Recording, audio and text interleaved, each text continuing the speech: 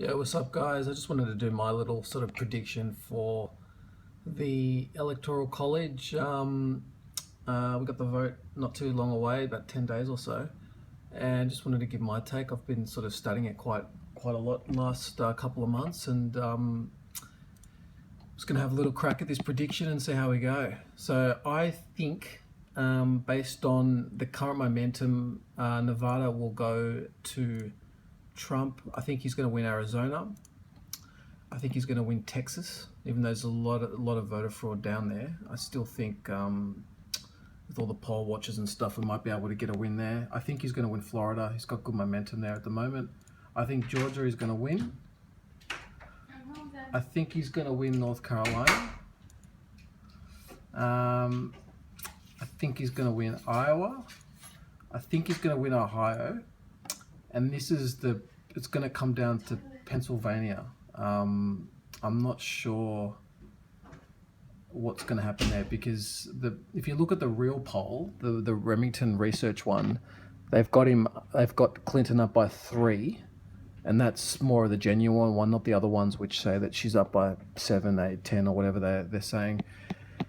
Then you got the Congress, the FBI come out today and reopen the investigation. So we're not sure how this momentum's going to affect the next 10 days and what's going to even happen. But this, for me, is the key, because obviously he's 265. He needs another five to get over the line. So if he loses a state, he loses. If he wins a state, he wins. The only way that he can win is possibly if he takes Colorado. And again, that's only 2 points in the Remington one to Clinton, and that's within the mean there. So he could win Colorado depending on that momentum. But they're the 2 states for me, Pennsylvania and Colorado. And whichever way they go are going to decide the election.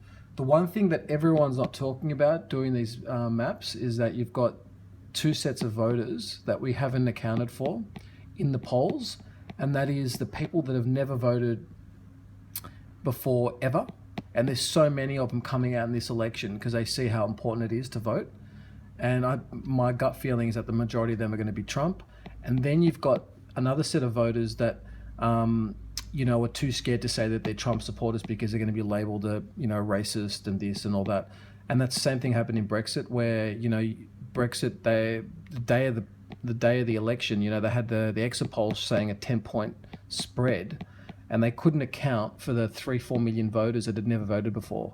And that's the big ticket here. So it's all good and well to create your maps and who's going to win what, but we don't know how big this monster vote's going to be. And I feel there's going to be a monster vote just like Brexit.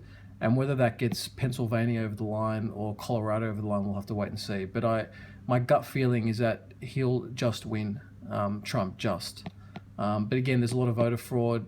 How much can they contain? Remains to be seen. So anyway, that's my prediction. Yeah, I've got to finish it, because otherwise it's pointless doing it all without finishing it. I'm gonna say Pennsylvania goes red. And that Colorado could go red, but I'm going to finish up with that map and let's see how it ends up. Cheers.